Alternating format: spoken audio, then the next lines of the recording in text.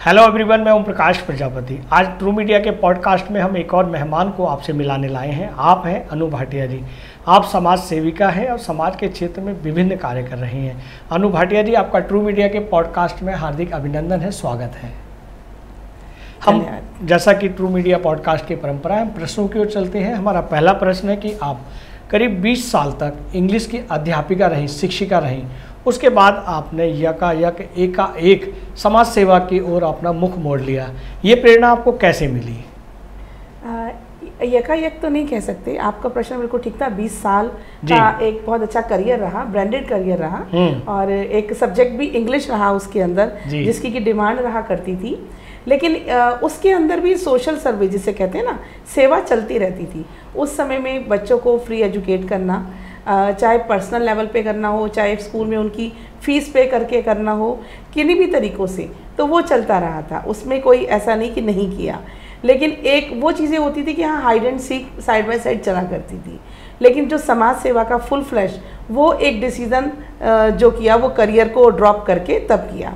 तो कुछ ऐसे इंसिडेंट्स हो जाते हैं कई बार लाइफ में, जिसमें लगता है कि ये सेवा ही बेटर है, बाकी सब चीज़ें तो आनी जानी है, और साथ जाने वाली चीज़ रहती है वो हमारी सिर्फ सेवा। तो और मेरे फादर की एक लाइन हुआ करती थी, मुझे वो लाइन हमेशा याद रहती है कि ये शरीर मिट्टी है और इसे एक दिन मिट्टी में मिल जाना है। वाह, वाह। तो बस ये एक जो लाइन उनकी डेथ के बाद जो मेरे अंदर घर कर गई, बस उस लाइन से ही मैंने, उनकी 2017 में उनकी डेथ हुई, और उसके बाद ही मेरे को ये रास्ता सेवा का जो है वो, बस उनके जाने के बाद एक मार्गदर्शन जिसको कहते हैं ना, वो हुआ मेरे लिए, और वो turning point of the life था। क्या बात है। अनु जी, कहते हैं कि पुरुष के पीछे या पुरुष की कामयाबी के पीछे एक महिला का हाथ होता है। यहाँ एक आप महिला हैं, सशक्त महिला हैं, आपकी इस कामयाबी के पीछे किसका हाथ है? मेरी पूरी फैमिली का। क्या बात है। क्योंकि फैमिली की सपोर्ट के बिना आप कभी भी कुछ नहीं कर सकते जी। घर से बाहर निकलने का आपका जो पहला कदम है, वो आपकी फैमिली जब यस करती है कि हाँ आप जाइए, आप जब बाहर निकलते हैं तो आपको अच्छे बुरे कई तरीके के लोग मिलते हैं। उन सब के बीच में आपकी फैमिली का आपके ऊपर विश्वास होना कि भाई आप जो भी चूज करेंगे, जिसका भी साथ लेंगे, जिसके साथ जाएंगे, जिसके साथ समय स्पेंड करेंगे, तो वो सही इंसान है। तो वो तभी हो सकता है जब फैमिली आपके ऊपर विश्वास करती है। और इस मामले में मैं बहुत लकी हूँ कि मेरी फैमिली का सपोर्ट मुझे हर वक्त इसके लिए मिलता है। बहुत बढ़िया, आप भाग्यशाली हैं, वरना ये मौके सभी महिलाओं को नहीं मिल पाते। बिल्कुल, आप सही कह रहे हैं, नहीं मिलते। लोग सोचते रह जाते हैं। बहुत सारी महिलाएं बहनें मुझे मिलती हैं आज भी, देख के कहती हैं अनु जी बहुत मन करता है हमारा कि हम भी आपकी तरह कुछ करें, लेकिन फैमिली की टाइम टेबल और कई बारी कुछ पर्सनल इश्यूज, तो बहुत सारी चीज़ें देख करके वो मन महसूस कर भी रह जाती है। क्या बात है, क्या बात है। बहुत बहुत बधाइयाँ आपको अनु जी। हम आगे बढ़ते हैं प्रश्नों की ओर। जैसा कि आप सेवा कामना वेलफेयर एंड एजुकेशन ट्रस्ट की संस्थापिका हैं, आपने इसकी स्थापना कैसे की और इसे स्थापना करने की आवश्यकता क्यों पड़ी? एक्चुअली मैंने जो सेवाएं शुरू की थी वो पर्सनल लेवल पे स्टार्ट की थी, और मन से शुरू की थी। कोई ऐसा मोटिव नहीं था कि मुझे कोई ऑर्गेनाइजेशन बनाना है, कोई ग्रुप बनाना है। अपने पर्सनल लेवल पे, अपने पर्सनल फंड से, अपने करियर को ड्रॉप करके, और एक ये सोच थी कि मैं जो भी मैंने अर्न किया अपनी लाइफ में, जितना भी किया, जो भी मैंने अपनी सेविंग्स की, तो मुझे ये मैंने आपको कहा ना, मेरे फादर की डेथ एक टर्निंग पॉइंट था उसके अंदर। तो मुझे यही रहा कि भाई मुझे इन्हीं को यहीं से कमाया है और यहीं सेवा में लगा कि अपने अकाउंट्स क्लियर करने हैं मुझे। मन मेरा यही था और इसी भावना से चली थी। लेकिन जब करते हुए, जब आप कभी भी कोई भी कार्य ग्राउंड लेवल पे करते हैं, लोगों को लगता है कि आप बिल्कुल सही दिशा में जा रहे हैं और वो चाहते हैं कि अब आप यहाँ से बैक नहीं हो, तो वो मुझे आप जैसे ही सब लोगों का मोटिवेशन मिला कि अनु जी आप कर रहे हैं ऑनेस्टली वर्क, ईमानदारी से, और मेहनत करते हुए उनको दिखाई दे रहे थे कि किसी भी विषम परिस्थितियों में ये सेवाएं चली हैं, और एक महिला होके, और साथी भी ज़्यादातर महिलाएं थी, तो ये सब सेवाएं रुकनी नहीं चाहिए, क्योंकि महिला जितने अच्छे तरीके से एक कार्य को कर सकती है, अगर अपना परिवार चला सकती है तो सेवा भी कर सकती है। तो बस वही एक सोच जो थी, उसी से हम चलते गए, और उसी के साथ में ही सब लोगों का ये रहा कि अनु जी आप ग्रुप बनाइए, ऑर्गेनाइजेशन बनाइए। और आपको एक अच्छी बात बताऊं, इस सेवा का ये जो ग्रुप बनाया ना मैंने, ये क्या कहते हैं, संस्था, तो ये संस्था बनी जुलाई 2020 जी। उस समय कोरोना के टाइम था जी। और ऑफिस सब बंद हुआ करते थे, वर्क फ्रॉम होम चला करते थे। लेकिन मेरे पर सब लोगों का ये था कि अनु जी इसको हमने बढ़ाना है, भाई आप यहाँ से बैक नहीं होगी, क्योंकि जैसे मैंने अपना बताया कि मैं अपने पर्सनल फंड से चली थी और उसी से आगे बढ़ती चली जा रही थी, तो लोग आ रहे थे, ऐसा नहीं कि साथ नहीं आ रहे थे, बट एक होता है विश्वास, ऑर्गेनाइजेशन में विश्वास सबका ज़्यादा होता है जी जी। और उसके अलावा भी पर्सनल लेवल पे एक अलग चीज़ होती है। तो उन्होंने कहा कि आप इसको बढ़ाएं और ग्रुप बनाएं। तो मैंने अपनी फाइल दी जब ऑफिस थोड़े से खुले, जब कोरोना के बाद में जी, जी, तो जी। और मेरा डेली मैं वहाँ पर भी अपनी एप्लीकेशन दूँ कि आप मेरी फाइल को ओके करिए, मीन्स आप संस्था रजिस्टर्ड करिए। तो जब फर्स्ट डे जब मीटिंग हुई मेरी वहाँ पर जज साहब से, तो उन्होंने कहा अनु जी आपकी फाइल का बहुत प्रेशर था, आज मुझे घर से यहाँ आना पड़ा साइन करने के लिए। क्या बात है, क्या बात है, बहुत अच्छी बात। तो आप नेक कार्य कर रहे हैं इसीलिए दबाव था, प्रेशर था। बिल्कुल बिल्कुल बिल्कुल। अच्छा अनु जी, हम ये भी जानना चाहेंगे ये संस्था जो आपने स्थापित की है, इस स्थापित करने के लिए सामाजिक या अन्य कुछ चुनौतियों का भी आपको सामना करना पड़ा? बिल्कुल जी। आप कोई भी कार्य करिए बिना चुनौतियों के तो आप कर ही नहीं सकते। और मैं आपको सही बताऊं, चुनौतियों के बिना कार्य करने में मजा भी नहीं आता। अगर आप स्मूथली चल रहे हैं तो आपको नहीं, हार्ट्स आते ना, हजार्ड्स, तो वो हजार्ड्स और हार्ट्स जो होते हैं वो लाइफ के टर्निंग पॉइंट्स होते हैं और आप उसमें कुछ बेटर निकाल के लाते हैं जो लोगों के लिए एग्जाम्पल होता है। तो उदाहरण ही बनने के लिए चुनौतियां जिसकी लाइफ में नहीं है उसकी लाइफ में मजा भी नहीं है। वाह वाह। तो उसके लिए कहते हैं ना, अगर गुलाब आप लेना चाहते हैं तो कांटों से निकल कर जाना पड़ता है। क्या बात है, क्या तो बस वो कांटे आते हैं और कांटे ही आपको जो उस गुलाब की खूबसूरती का आनंद ले, फिर आप उस गुलाब को जो केयर करते हैं ना, वो फिर वो तभी मजा आता है। और यही इस संस्था को बनाने में, चलाने में, इसका संचालन करने में, इस तरीके की परिस्थितियों का, विषम परिस्थितियों का बहुत सारा सामना करना पड़ा और आज भी करना पड़ रहा है। अनु जी, आप समाज सेविका हैं और समाज में बहुत ही, चाहे वो शिक्षा से जुड़ा हो, चाहे वो भोजन से जुड़ा हो या कैरियर से जुड़ा हो, आप उनकी सेवा देते हैं। लेकिन समाज में देखा जा रहा है कि आजकल वृद्धाश्रमों की संख्या बढ़ती जा रही है। ऐसी क्या कमी है हो रही है हमारे समाज में वर्तमान में, जो बुजुर्गों के लिए घर में जगह नहीं होती, जो कि वो घर ही, वो बुजुर्ग ही बनाते हैं अपने बच्चों के लिए? ये क्यों हो रहा है? इसमें हमें चिंतन की ज़रूरत है। क्या आपको दिखता है इसमें? इसमें ज़रूरत, देखिए आज की लाइफ बहुत एडवांस हो गई है और हम भी अपने बच्चों को यही कहते हैं कि आप अपना करियर बनाइए। हम शुरू से, आज अगर आपके घर में छोटा सा बच्चा 2 साल का स्कूल जा रहा है, कभी टाइम था 5 साल का बच्चा स्कूल जाता था, तो वो 5 साल तक अपनी नानी दादी के पास में रहता, खेलता था, उनके संस्कार सीखता था। लेकिन आज के समय में क्या हो रहा है, बच्चा 2 साल का स्कूल जाता है।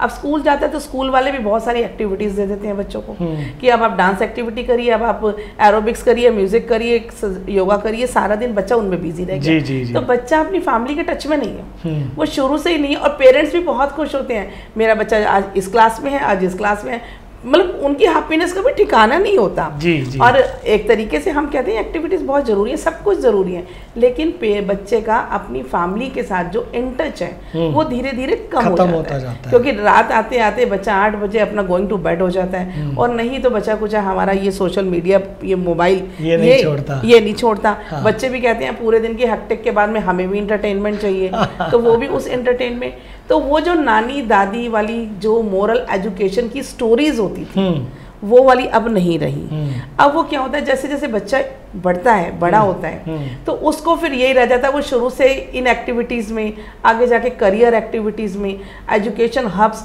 अगर आपने 11th करनी है तो 10 से 11th की क्लासेस ले लो, अगर आपने इंजीनियरिंग करनी है 11 से आप 2 साल की उनकी कोचिंग ले लो, तो बच्चों पर डबल प्रेशर, तो वो फैमिली के टच में नहीं रहा। जब बच्चा फैमिली के टच में ही रहा तो उसकी जो संस्कार होते हैं, जो मॉरल एजुकेशंस होती हैं, उनकी वो फीलिंग्स धीरे धीरे कम हो जाती हैं। तो उसकी वजह से क्या होता है कि जब बच्चा अपनी करियर की तरफ दौड़ता है और उसके बाद अपनी फैमिली की तरफ, अपनी पर्सनल फैमिली की तरफ, तो उसका जो पेरेंट्स के साथ जो अटैचमेंट है वो उसकी नज़र में ये रहता है कि मेरे पेरेंट्स को रोटी सब्जी कोई भी दे रहा है, चाहे मेड दे रही है, चाहे आश्रम दे रहा है, कोई इतना ही ज़रूरी है उनके लिए।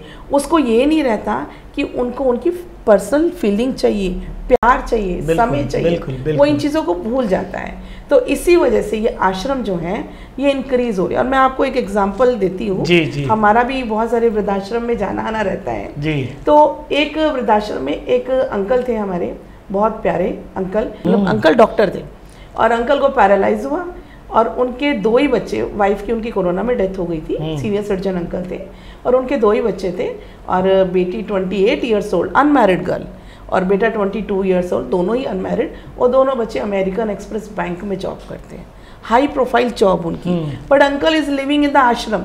हमने अंकल से पूछा भी अंकल ऐसा क्यों?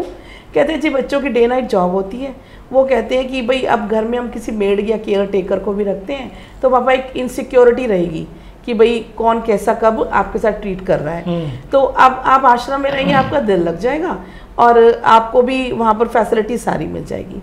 बट हम उन बच्चों से आज पूछते हैं, अभी अंकल की 2 महीने पहले डेथ हो गई उनकी उसी आश्रम में, मतलब हम आज भी उनको इतने बाय हार्ट बहुत मिस करते हैं। तो हम पूछते हैं कि भाई अगर वो उनके घर में रहते, एटलीस्ट सुबह शाम अपने बच्चों के फेस तो देखते। और हमने उनके साथ में रक्षाबंधन सेलिब्रेट किया, तो अंकल कहते हैं मेरी जो पिक्स है ना मुझे दो, मैं बच्चों को दिखाऊंगा कि मेरे बच्चे देखेंगे मैंने यहाँ पे फेस्टिवल सेलिब्रेट किया। तो मतलब उनके लिए कितनी हैप्पीनेस थी अपने बच्चों को कुछ अपनी बात करने के लिए। बिल्कुल, बिल्कुल। तो यही अगर वो घर रहते, वो बच्चे सुबह शाम मिल जाते, चलो भाई ठीक है आप बहुत हार्ड वर्किंग जॉब में हो, बट पेरेंट्स तो पेरेंट्स हैं, इस लाइफ के इस मुकाम तक पहुंचाने वाले वो अंकल थे। आज जब वो उनकी अपनी लाइफ पार्टनर नहीं थी, उनकी फिजिकल कंडीशन अपनी इतनी अच्छी नहीं थी, तो उनको कौन चाहिए था? उनको आप चाहिए थे। कैसे भी करते, कुछ भी करते, उनकी लाइफ अगर इतनी थी तो एटलीस्ट उनकी लाइफ का जो ज़िंदगी का लास्ट पड़ाव था उसमें जो उनके मन में कमी रही होगी अपने बच्चों के प्रति, अपने घर में इतना बड़ा घर उनका और यहाँ आश्रम का एक बेड ही उनकी लाइफ थी, उसी पे ही उन्होंने अपना रेडियो भी छोटा सा रखा है, उसी पे ब्रीफकेस भी पड़ा है, उसी पे टॉवल भी है, उसी पे मेडिसिन की ट्रे भी पड़ी है। तो वो मतलब एक जिसने इतना बड़ा घर परिवार बनाया और आज वो एक बेड पे सिमट के रह गया, तो देखकर रोना भी आता था। वाकई। तो हम लोग यही चाहेंगे कि बच्चों में ये संस्कार बने रहें, पेरेंट्स अपने बच्चों को इस तरीके के संस्कार शुरू से दें। अनु जी, मैं यहाँ ये भी आपसे जानना चाहूँगा कि जिस तरह से एक शिशु होता है, एक छोटा बच्चा होता है, तो उसको अपनी मम्मी से बड़ा लगाव होता है, अपनी माँ से बड़ा लगाव होता है। अपनों जो व्यक्ति रोज़ाना उसको अपनी आंखों से दिखते हैं, उसे रिश्ते नहीं पता होते। माँ तो इसलिए प्यारी होती है कि उसका पेट भरती है, भोजन देती है, या वो अपने शरीर से लगा कर रखती है या केयर करती है। उस बच्चे को ऐसा फील होता है सब कुछ मेरा संसार यही है। उसको नहीं पता रिश्ते, समाज नहीं पता, लेकिन उसे फीलिंग होती है कि भी अगर उसे अपनी माँ नहीं दिखती है तो वो रोने लगता है, तो उसकी माँ उसके पास आती है तो वो चुप हो जाता है। वो उसकी माँ उसे अपने छाती से लगाती है या अपनी गोदी में लेती है। ठीक वही फीलिंग जब हम वृद्ध हो जाते हैं, हमें भी लगता है कि हमारे बच्चे शाम को आएंगे और हमारे बच्चे हमसे बात करेंगे, टच करेंगे, आपने क्या खाया क्या नहीं खाया, आप किसका फ़ोन आया, फलानी घर की बात, मौसी की बात। जब उस उम्र में जब वृद्ध एक बच्चे के रूप में हो जाते हैं तो उन्हें भी अपने अपनों की टचिंग की आवश्यकता होती है। उस कंडीशन में वो लोग क्या करें जिनके बच्चे आउट ऑफ इंडिया हैं और वो बच्चे जो वृद्ध हो चुके हैं वो यहाँ अकेले रहते हैं, उनके लिए आप क्या कहना चाहेंगे? देखिए, कई बार तो कुछ सर्कमस्टेंसेस ऐसे होते हैं जी कि बच्चों को अपने से दूर करना पड़ता है। अब ऐसे में हम यही कहेंगे कि परिवार, कहते हैं जॉइंट फैमिली, संयुक्त परिवार एक प्रथा हुआ करती थी, लेकिन आज हम लोगों ने उसे दरकिनार कर दिया। हमारा उद्देश्य उसको दरकिनार करना कि हम अपने में, अपने पर्सनल लाइफ में भाई भाई की नहीं सुनता, बहन भाई की नहीं सुनते, और इवन अपने परिवार में आजकल तो माँ बाप की भी नहीं सुनते ये जो है। बिल्कुल। तो हमने उनको दरकिनार, अगर हम उसी प्रथा को दोबारा ले आते हैं, एक बारी हम उसको करके देखें। आज भी अगर जो 20-30% परिवार बचे हैं जो संयुक्त परिवार प्रणाली में चल रहे हैं, जिनका जॉइंट फैमिली समझे, उनसे पूछिए, वो अपने बच्चों को जब घर छोड़ के जाते हैं ना, वो बिल्कुल मेंटली फ्री होते हैं। वो कहते हैं हमें कोई टेंशन नहीं है, बिकॉज क्योंकि घर में बड़े बैठे हैं, चाहे वो बड़े उठ के उनकी कोई हेल्प नहीं कर सकते, बट वो बड़े बैठे हैं ना, वो ये तो देख लेंगे कि बच्चे ने गेट अननेसेसरी तो नहीं खोला, बच्चे की गैस अगर जल्दी छूट गई तो उन्हें पता तो चल जाएगा, शोर तो मचा देंगे। तो ये सब चीज़ों के लिए संयुक्त परिवार प्रणाली होनी ज़रूरी है, जिसको हमें आज से फिर शुरू करना चाहिए। जो हो गया वो तो हो गया जी, बट अगर हम दोबारा इसकी तरफ चले तो हम बहुत कुछ अपनी लाइफ में जो खो चुके हैं उसको हम दोबारा पा सकते हैं। वाह वाह, बहुत अच्छी जानकारी आपने हमारे दर्शकों की दी, और दर्शक इस आपकी चर्चा को सुन रहे हैं, लाइक कर रहे हैं और शेयर कर रहे हैं, और प्रसन्न हो रहे हैं कि संयुक्त परिवार की कितनी आवश्यकता है। बिल्कुल, क्योंकि हम एकल परिवार में रह रहे हैं तो उससे बिखराव हो रहा है, जीवन हमारा बड़ा आधा अधूरा रह रहा है, हमारी उम्र उससे बहुत कम हो रही है। क्योंकि संयुक्त परिवार में रहते हो, जैसा आपने कहा कि हम निश्चिंत होकर जाते हैं, टेंशन मुक्त होकर बिल्कुल टेंशन फ्री होकर जाते हैं। चलिए, हम मानना चाहेंगे कि इस संस्था के मुख्य उद्देश्य क्या है और ये गरीबों, असहाय और बुजुर्गों की सहायता कैसे करती है? संस्था का मुख्य उद्देश्य है मदद जी, मदद जो बिल्कुल ग्राउंड लेवल पर हो जी। उसको करने के लिए ना तो समय का देखा जाता है, ना स्थान देखा जाता है, और ना ही कार्यप्रणाली देखी जाती है। हमें यह देखना है कि हम किस तरीके से ग्राउंड लेवल पे पहुंच सकते हैं, जिसे आज के समय में सबसे ज़्यादा ज़रूरत है। देखिए, अब आज के उसमें देखते हैं, हम देखते हैं बहुत हमारे हिंदू धर्म में बहुत भंडारे होते हैं जी। लेकिन एक बार हम उन भंडारों में से होकर निकल जाएं तो सबसे पहले तो हमें वहाँ पर जो जूठा मिलेगा उसमें वेस्टेज ऑफ अन्न बहुत मिलेगा। हम लोग हर जगह देखते भी हैं। अब हम उस चीज़ को दरकिनार नहीं कर सकते बिल्कुल कि भाई हाँ वेस्टेज नहीं है, बहुत वेस्टेज होती है, और उसी से ही कम से कम और 100-200 लोगों का पेट भर सकता था। बिल्कुल। लेकिन हम वो सड़क पे लगा करके कई बारी वाहवाही और कई बारी शाबाशी और बहुत सारी चीज़ों को हम शो अप करते हैं। तो हम लोगों को चाहिए कि हम सेवा करें, हम अपने धर्म की, अपनी संस्कृति में जो दान देने का जो हमारी परंपरा है, हम उसको बढ़ाने के लिए उन लोगों तक पहुंचे जिन्हें उस समय में ज़रूरत है। ज़रूरत ये नहीं है कि कोई भिखारी सड़क के किनारे बैठा है, सिर्फ उसी को ज़रूरत है। ज़रूरत उसको हो सकती है जो इस समय सर्कमस्टेंसेस से घिरा हुआ है। सपोज चलिए, जैसे हम एक एग्जांपल, हमारी संस्था की जो सेवा होती है वो हॉस्पिटल्स पर होती है। हॉस्पिटल कौन से? सरकारी हॉस्पिटल पर ज़्यादा रहते हैं हम लोग। अब सरकारी हॉस्पिटल में मैं और आप इतनी जल्दी से नहीं जाते, क्योंकि हमें पता है कि हम लोग प्राइवेट हॉस्पिटल की फीस भर सकते हैं, हम लोग नहीं। लेकिन वहाँ कौन आता है? मजदूर क्लास, लेबर क्लास, वही जो रोजी रोटी डेली वेजेस पे कमाने के लिए। बिल्कुल। क्योंकि उन्हें पता है उन्होंने कमाना था 500 और डॉक्टर के पास जाएंगे तो लगेंगे 1000। तो इस दिशा में वो अपनी एक दिहाड़ी छोड़ करके उसमें सारा दिन, हिंदी में बोले तो धक्के ही खाते हैं। जी।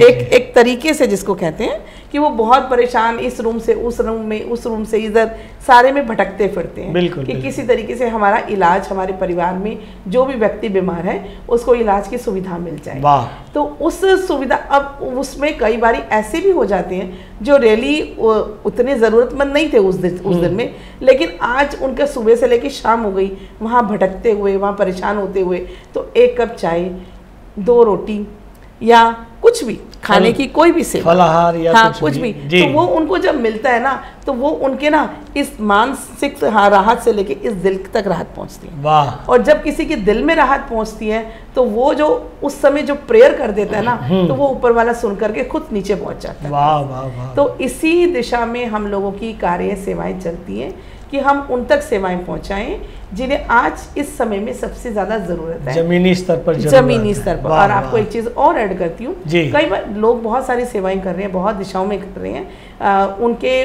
बराबर क्या, उनके चरणों के बराबर भी हम सेवा नहीं कर पा रहे। हमारी सेवाएं अभी बहुत चींटी के बराबर चल रही है। लेकिन फिर भी हम कहेंगे कि हम महिलाएं हैं। एक महिला जब अपने परिवार में इतनी सी सब्जी से सबका पेट भर लेती है ना, वो संतुष्ट हो जाती है। तो सेम वही हम भी जब लेकर के जाते हैं तो वो महिलाओं वाले तरीके से, क्योंकि मैंने आपको बताया मेरी पूरी टीम ज़्यादातर महिलाएं हैं, तो वो महिलाएं बहुत तरीके से सबको पेट भरने की कोशिश करती हैं कि उनको संतुष्टि भी हो, तसल्ली भी हो, पेट भी भरे, और हमें भी, और हमारे जो पीछे सपोर्टर्स हैं, जो दानदाता है, उनको भी तसल्ली हो कि हाँ भाई हमारी हमने जो भी दान किया या जो भी हेल्प की, सपोर्ट किया, वो सही जगह। वाह वाह वाह वाह, अच्छी बात है ये। वाकई आप अच्छे मन से, सच्चे मन से, नेक नियत से आप कर रहे हैं, तभी इतनी सारी सुविधाएं आपके उपलब्ध हो पा रही हैं। बिल्कुल सही।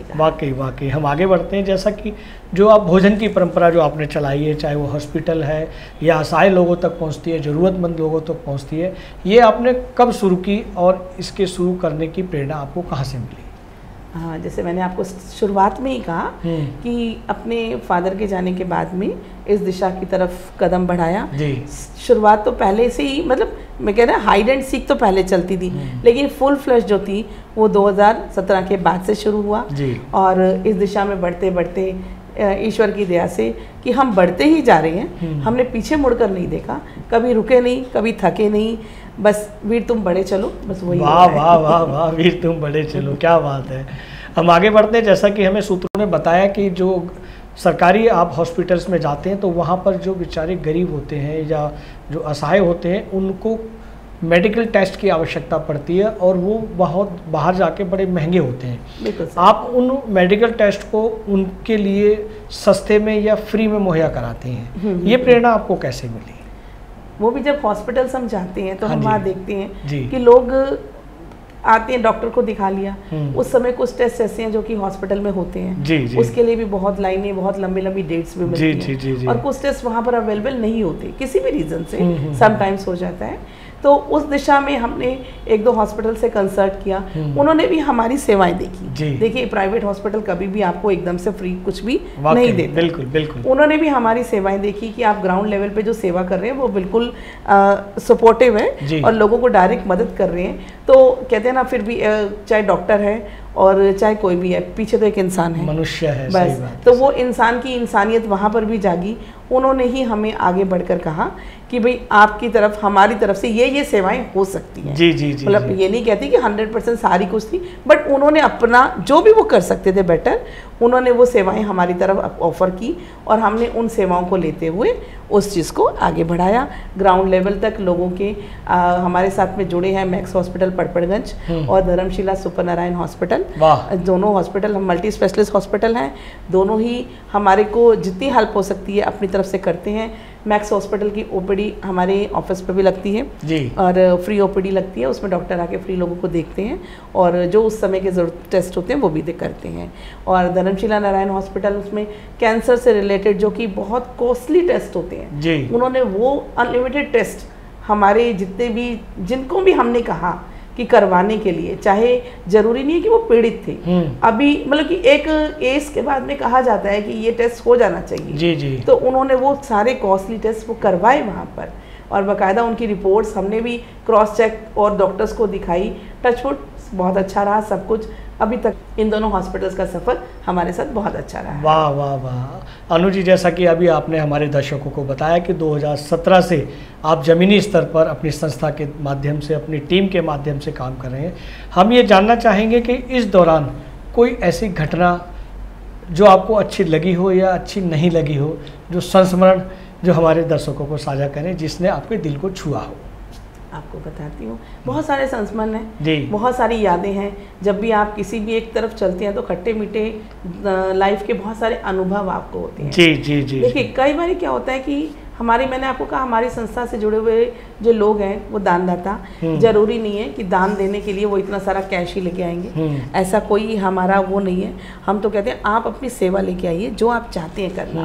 तो मैं आपको एक बात बताती हूँ, पहले बहुत पहले हमारी चाय की सेवा शुरू से चल रही है और अभी तक चलती है, बट पहले होती थी वीक में 1 या 2 दिन इस तरीके से, अब धीरे धीरे तो शुक्र है ईश्वर का, बोलना भी नहीं चाहिए। तो उस समय एक हमारे पास एक आंटी आया करती थी, बुजुर्ग, बहुत बुजुर्ग आंटी थी वो, और वैसे मैंने कहा ना पढ़ाती थी तो शुरू से ही जानकार थी पढ़ने उसके उससे, तो वो आया करे और आकर के जैसे उनको पता था कि इस दिन मेरी चाय की सेवा चल रही है, तो एक बुजुर्ग आंटी नियर अबाउट 75 की थी उस समय में, और उनके हार्ट में पेस मेकर लगा हुआ था, देखिए सबसे बड़ी चीज़। तो वो आकर के मेरे पास आए, बच्चों को पढ़ाती हुई थी, मेरी किसी बुक या फाइल के नीचे एक 250 ग्राम चाय पत्ती का पैकेट रख के चुपचाप बातें करते करते आंटी चली जाए। 1 बार हुआ, 2 बार हुआ, ऐसा करके मुझे डाउट हुआ कि भाई यहाँ होता तो नहीं था, तो कुछ भी है देखो पता तो चल जाता है। तो ऐसे करके जब 2-3 बार बीत गए, फिर वो आंटी सेम डे आई और मैंने उनके हाव भाव देखे कि वो बस वो अपने थैले से निकाल करके विशेष ध्यान किया गया। तो मैंने उनको देखा, तो मैंने उनसे मैं कहा आंटी ऐसा जो आप लेकर आए हो ना वो मेरे हाथ में दो, क्योंकि तो वो थोड़ा सा एकदम से ना झिझक गई कि भाई मैं लेकर आई हूँ एक छोटा सा चाय की पत्ती का पैकेट और 400-500 कप चाय बनती है उसमें, भाई साथ में और भी नाश्ता वगैरह सब जाता है। तो मैंने कहा आंटी आप ये देखो कि आप जो लेके आए हो ना, मैंने इस पत्ती को जब भी यूज़ किया इसकी बरकत बढ़ गई। मतलब अपने आप को एक फीलिंग आती है, देखो बुजुर्गों का आशीर्वाद, किसी का भी मन के भाव बहुत अच्छे होते हैं। तो मैंने उनको ये बोला कि आंटी हमारी इससे बरकत बढ़ी, आप मेरे हाथ में दो। तो आंटी के वर्ड्स से आपको मैं सुनाती हूँ कि बेटा मैं ना कुछ ज़्यादा नहीं कर पाती, बहुत ध्यान से सुनने वाले शब्द हैं, मैं बहुत ज़्यादा नहीं कर पाती, मेरी ना 2000 रुपये विडो पेंशन है जी, उनके जो वर्ड्स थे। और वैसे मैं बेटों पे अपने आश्रित हूँ, मेरे बेटे मेरी दवाई, देखो पेस मेकर लगा तो दवा दारू भी बहुत चाहिए, तो बेटे मेरी दवा दारू सब करते हैं, खाना पीना भी देते हैं, लेकिन फिर भी होता है कि ये 2000 मेरे हैं, उनको ये था ये मेरे हैं सिर्फ। तो ये पैसे जब मेरे पास होते हैं तो अब मैं कहीं बाहर अंदर गई तो रिक्शा भाड़ा भी खर्चती हूँ, हर वक्त तो नहीं मांगती रहूँगी लाओ 10 रुपये 20 रुपये, ये रह गया। और कभी मंदिर गुरुद्वारे गई तो 10-20 रुपये वहाँ पर भी दान पेटी में चलता है, और नाती पोते आते हैं तो 100-50 उनके हाथ में भी देती हूँ। और किसी वक्त मेरी मेडिसिन ख़त्म हो गई, अर्जेंट मुझे लेके आनी है तो मैं वो भी खर्च लेती हूँ। जी जी जी। तो मतलब देखो उनकी 2000 की व्यवस्था देखो कितनी जगह बटी हुई थी, तो उसमें से मैं सिर्फ इतनी ही लेकर आ सकती हूँ। तो मैंने कहा आंटी आप ये आप लेकर आई, आपने 4 बार ले आई तो 1 किलो चाय की पत्ती, बिल्कुल है ना, और 1 किलो उस समय 250 रुपये की पत्ती आ रही है, तो आपने अपनी 2000 में से 250 की सेवा तो कर दी। वाह, सबसे बड़ी चीज़ कि आपने 250 रुपये आपने खर्च दिए। तो उनसे पूछो जो 25,000 में से 250 नहीं निकालते, सही बात है। बहुत सारे लोग हैं हम देखते हैं कि उनसे वो नहीं निकलते, तो कहा आंटी आपने इसमें से इतने निकाल दिए, तो ये आप ये मत सोचो, आप हक से दो हमें। तो ये जिंदगी का जो था कि वो जो उनकी आंखों में जो से कहते हैं ना चमक दिख रही थी, खुशी दिख रही थी, खुशी से जो उनके आंसू झरझराए कि भाई उनको लगा, पहले वो सोचती थी कि शायद मेरी सेवा बहुत थोड़ी है, लेकिन हमने कहा आपकी थोड़ी नहीं, आपकी तो बहुत अच्छी सेवा है, और इसी से ये हमें आशीर्वाद भी देती है। और टचवुड आंटी आज भी हमारे संपर्क में हैं, आज भी इसमें उनको मतलब ईश्वर करे उनकी उम्र लंबी हो, उनके भाव के लिए हम कहेंगे कि वो इस तरह से सेवाएं और अपनी आगे बढ़ाती चले। वाह वाह, बहुत अच्छा संस्मरण आपने हमारे दर्शकों को शेयर किया। हम आगे बढ़ते हैं अनु जी, जैसा कि घरेलू महिला हैं, समाज सेविका हैं, पत्नी हैं, माँ हैं, और ये ट्रस्ट भी बहुत अच्छे से चला रही हैं, ये सब कुछ आप कैसे संतुलित कैसे कर लेती हैं? सबको संतुलित करने में मैंने सबसे पहले कहा रोल होता है फैमिली का जी, तो यहाँ पर भी मेरी फैमिली का रोल सबसे आगे है जी, क्योंकि वो भी इन्हीं भावनाओं से ही कहीं ना कहीं ओतप्रोत है जी। ऐसा नहीं कि उनके लिए ये चीज़ें नहीं है, तो वो भी इन तरीके की फीलिंग्स को मैटर रखते हैं कि हाँ भाई हमें कुछ ना कुछ सोसाइटी के लिए करना है। वाह। तो वो ये नहीं कहते कि आप सिर्फ मेरा ब्रेकफास्ट ही बनाइए, आप मेरा लंच के टाइम पे लंच पे ही रहिए। वो कहते हैं कोई नहीं, मेरे से ज़्यादा मैं एक टाइम आगे पीछे खा लूंगा या कुछ भी खाकर एडजस्ट कर लूंगा, बट आप अगर किसी दीनहीन की मदद करके आते हैं, किसी असहाय की मदद करके आते हैं, तो उसकी ब्लेसिंग्स हमारे घर परिवार समाज सबको मिलेंगी। तो उन्हीं की जो मेन सपोर्ट है, चाहे मेरी फैमिली में जो भी मेंबर है, बड़ा छोटा, और बाकी भी मोरल सपोर्टिव, तो उनका भी यही कहना है, यही सोच है, और इसी की वजह से ही बहुत सारी सुंदर सेवाएं सालों से निरंतर, दिन में रात में, अर्ली मॉर्निंग में, लेट एट नाइट में, मतलब रात की एक सेवा हमारी 9 बजे से 11 बजे तक होती है। अच्छा। On the road. उसका मुख्य उद्देश्य क्या होता है कि मैं बाबरपुर रोड पर इस सेवा को करती हूँ, और हमारे बाबरपुर रोड से हमारी शादरा को टच करता है गांधीनगर, कृष्णानगर, चांदनी चौक। तो वहाँ से लेबर रिटर्न होती है रात को 8, साढ़े 8, 9 बजे। भाई उनकी वो शॉप्स, गोडाउन और जितने भी शोरूम्स हैं वो सब क्लोज होते हैं, और वो ज़्यादातर साइकिल वाली लेबर होती है जी। तो एक नीडी लेबर जो कि दिन भर में अपनी साइकिल पे एक छोटा सा टिफ़िन, 1 कटोरी सब्जी और 4 फुलके वाला, वो लेकर सुबह से गई होती है, और वो जब रात को रिटर्न होती है तो उनको जब हम ये दान सेवा देते हैं ना, तो उनकी उसके अंदर संतुष्टि होती है, क्योंकि देखो पूरे दिन का एनर्जी मिलती है, ऊर्जा मिलती है। भाई 12 घंटे की जॉब सुबह 9 बजे से करने गए हुए रात को 9 बजे रिटर्न होते हैं, और उन्हीं 4 फुलके के ऊपर, और हम घर में होते हैं तो हम 4 बार ही खा चुके होते हैं। अनु जी बहुत अच्छा काम कर रहे हैं, ऊपर वाला देख रहा है, और आपको ब्लेसिंग आपको मिल भी रही है, आप फीलिंग भी करते हैं, और सभी जो इस तरह के काम करते हैं उनको उसका जो पारितोषिक है या अदृश्य रूप में वो उनको प्राप्त होता है, और उससे संतुष्ट भी बिल्कुल स्पिरिचुअलिटी जो अंदर संतोष आता है। पता है क्या, इस तरह से जब हम अच्छे कोई भी काम करते हैं ना, हमें ना किसी को देख करके वो ईर्ष्या, जलन, ये सब चीज़ें फील नहीं होती, और हमें हर चीज़ में पॉजिटिविटी दिखती है। अभी मान लो कई बार होता है, कई बार कोई चीज़ हाथ से वो गिर गई, तो आदमी कहता है अरे ये तो मैं इस पर्पज से कर रहा था, ये मेरा नुकसान हो गया, तो हम कहते हैं हो सकता है इसमें कुछ भला हो, ये उसके लिए नहीं थी जिसके लिए हम सोच रहे थे। हो सकता है वो सड़क पे जो चींटी चल रही है उसके लिए तो ईश्वर ने कहीं ना कहीं से कोई ना कोई रूप तो बनाया हुआ है, और कई बार हम उसको डायरेक्टली देखते हैं, और कई बार हम उसे इनडायरेक्टली देखते हैं, तो हमें उसको सकारात्मक पॉजिटिविटी के साथ देखना बहुत जरूरी है। वाह, बहुत अच्छे। अनु जी हम आगे बढ़ते हैं, जो आपकी संस्था है हम जानना चाहेंगे अपने दर्शकों के लिए, तमाम जो आपको देख रहे हैं, कि आपकी संस्था की कोई नई परियोजनाएं और क्या हैं जो आप कर रहे हैं वर्तमान में, उसके अलावा और कोई नई परियोजनाएं या नए प्रोजेक्ट हैं उसके बारे में भी बताएं। हमारा जो भी मुख्य उद्देश्य है, चाहे हम किसी भी सेवा में रहें जी, वही रहता है कि हम रियल ग्राउंड लेवल पर पहुँचे। जी जी जी। तो इसी के चलते चाहे मेडिकल फैसिलिटीज़ हैं, चाहे हमारी भोजन की सेवा है, और इसके अलावा जो और भी बहुत सारी हैं, वो क्या कहते हैं, सुनाती रहूँगी तो लगेगा कि सुना रहे कि किसी की भी मदद करना, तो हम उस मदद को बढ़ाना चाहते हैं जी। कि ये नहीं कि हम 10 जगह हाथ पैर घुमा के बैठे हैं और एक को भी सुचारू रूप से नहीं कर पा रहे। तो हमारा है कि जो भी कार्य चल रहे हैं उसको सुचारू रूप से और निरंतर होने चाहिए, बिना अवरोध के होने चाहिए। बहुत अच्छे अनु जी। हम यहाँ भी एक प्रश्न को जोड़ेंगे कि अगर जो आप सेवा कर रहे हैं, दिल से कर रहे हैं, मन से कर रहे हैं, तन मन धन से कर रहे हैं, अगर कोई साथी आपके साथ जुड़ना चाहे, आपकी ट्रस्ट से, सेवा भाव से जुड़ना चाहे, तो वो किस तरह से जुड़ सकता है? वो भी अपने भाव से जुड़ सकता है जी। उसके अंदर वो भाव होने चाहिए, वो फीलिंग होनी चाहिए जी। दिखावा नहीं, फीलिंग होनी चाहिए कि मुझे कुछ करना है। अगर उसको उस सेवा को करके संतुष्टि होती है तो वो हमारा साथी है जी। जरूरी नहीं है कि देखिए कि वो आकर के हमें एक अमाउंट देगा तभी वो हमारा साथी है जी। उसके अंदर अगर फील है, क्योंकि सेवा मन के भाव से होती है, और जहाँ चाह वहाँ रहा।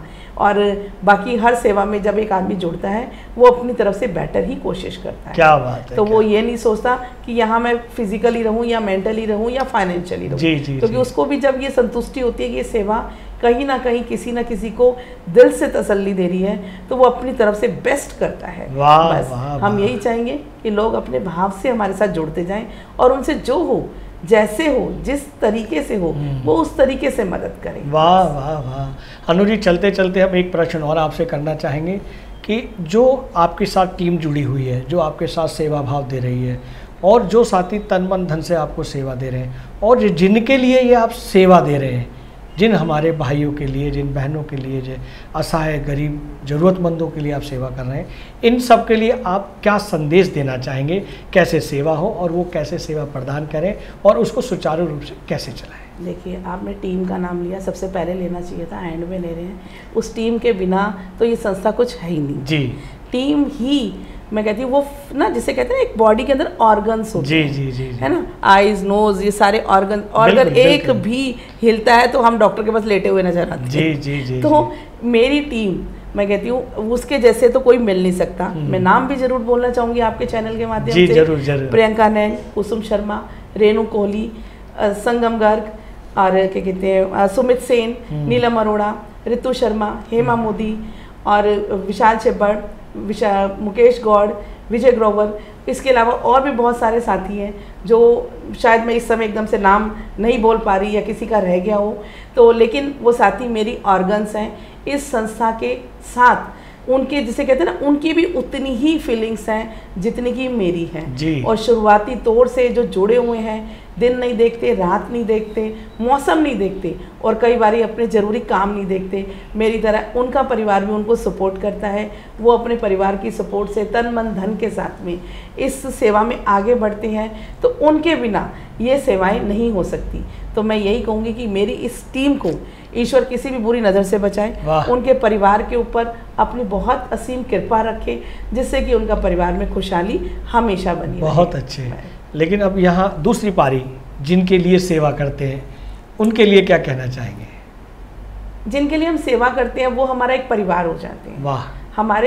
हमारी एक सेवा जाती है एक बस्ती में। देखिए, आज भी दिल्ली में ऐसे क्षेत्र हैं जहाँ लाइट और वाटर फैसिलिटी नहीं है जी। तो वो जंगल एरिया है, उसे कहते हैं यमुना खादर बस्ती जी, यमुना बेल्ट।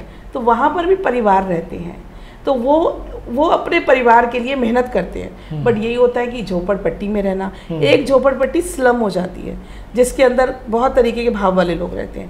बट मैंने जो नोटिस किया कि इतने मेहनती लोग हैं वो वाले, तो हम यही कहेंगे कि ईश्वर हमारे उस परिवार पर भी अपनी कृपा बनाए, उनके कष्ट हरे, और वो अपने परिवार का संचालन खुद बहुत अच्छे से कर सकें, क्योंकि वो मेहनत करते हैं। हमने उनको देखा है। हमने ये नहीं देखा कि वो यही कहे कि हम आप पे आश्रित हैं, नहीं, वो मेहनत करके अपने परिवार को, आज भी उनके छोटे छोटे मासूम बच्चे, हमारे बच्चे के हाथ में मिट्टी लग जाए तो हम 10 बारी वॉश करवा के आते हैं जी। और वो बच्चे मिट्टी में ही खेल कर बड़े हो रहे हैं। सर्दी गर्मी बारिश हम उनको उसी मिट्टी में देखते हैं। तो और फिर भी उनके परिवार के बच्चों में हमें जो दिखाई देता है, जो संस्कार दिखाई देते हैं, कि ऐसा नहीं कि वो मतलब कोई गलत भावना से वो बच्चे या परिवार हमें मिलते हैं, तो ईश्वर उनके ऊपर भी अपनी कृपा बनाए रखे। अनु भाटिया जी, आपने ट्रू मीडिया के पॉडकास्ट के लिए अपना बेशकीमती समय दिया, उसके लिए बहुत बहुत धन्यवाद। आपका भी बहुत बहुत शुक्रिया। ये वीडियो YouTube पर देख रहे हैं तो हमारे चैनल को सब्सक्राइब करें और बेल आइकन को दबाना ना भूलें। अगर आप Facebook पर ये वीडियो देख रहे हैं तो हमारे पेज को लाइक करें।